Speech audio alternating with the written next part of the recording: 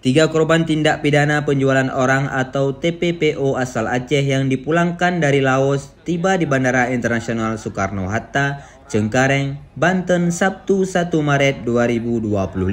Kedatangan para korban disambut oleh anggota Dewan Perwakilan Daerah Dapil Aceh, Haji Sudirman Haji Umar Esos, dan dibantu proses keimigrasian oleh protokol Kesekjenan DPD RI.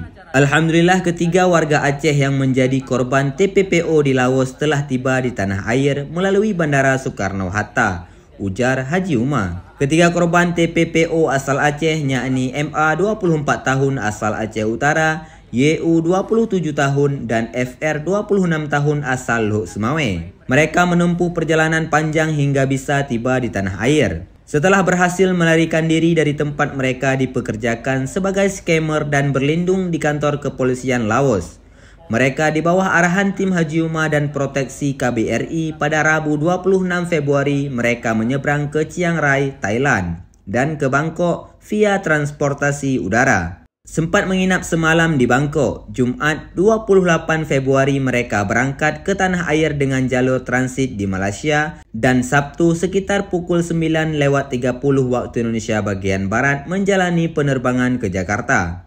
Di Bandara Soekarno-Hatta, ketiga korban sempat berbagi cerita dengan Haji Umar terkait kronologis dan pengalaman selama dipekerjakan oleh perusahaan milik warga Tionghoa Malaysia sebagai scammer di Laos. Menurut mereka, keberangkatan ke Laos karena termakan janji dan iming-iming gaji besar.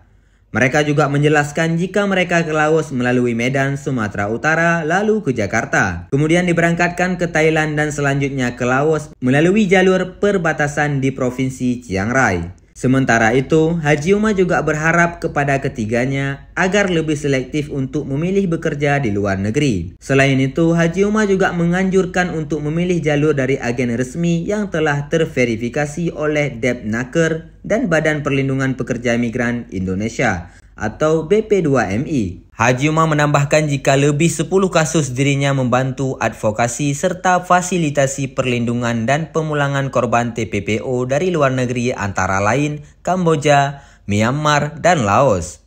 Untuk itu dirinya berharap agar hal tersebut menjadi pelajaran bagi masyarakat Aceh sehingga tidak ada lagi korban lainnya ke depan. Sudah lebih 10 kasus korban TPPO di luar negeri yang kita bantu advokasi dan fasilitasi pemulangan. Harapannya hal ini dapat menjadi pelajaran bagi masyarakat kita sehingga tidak ada lagi korban lainnya ke depan. Tutup Haji Umar. Ini kegiatan kita adalah menjemput 3 orang warga Indonesia. Ini adalah korban tindak pidana penjualan manusia, bisa kita katakan karena apa? Keberangkatan mereka ini adalah